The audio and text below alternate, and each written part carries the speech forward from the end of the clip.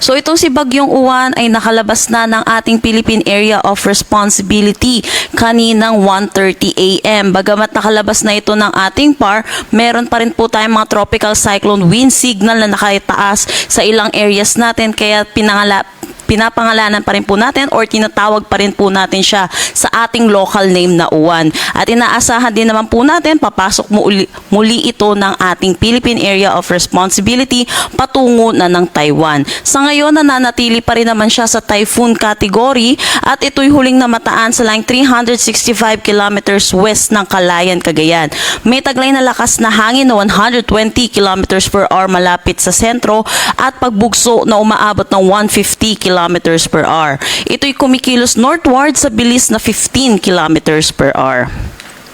Para naman sa forecast track neto natin sa si Bagyong Uwan, yun po nakalabas na siya ng ating PAR kaninang 1:30 AM at inaasahan natin hihina na rin ito sa susunod na oras bilang isang severe tropical storm at ito'y magla-landfall dito sa may Taiwan bilang isang ganap na tropical storm at ito'y magda-downgrade din into a tropical depression at low pressure area. Yes po, papasok po ulit siya ng ating Philippine Area of Responsibility, pero dahil po ito'y makaka-apekto na rito sa Taiwan, hindi naman na din natin inaasahan na meron pa rin po itong direktang epekto sa malaking bahagi ng ating bansa.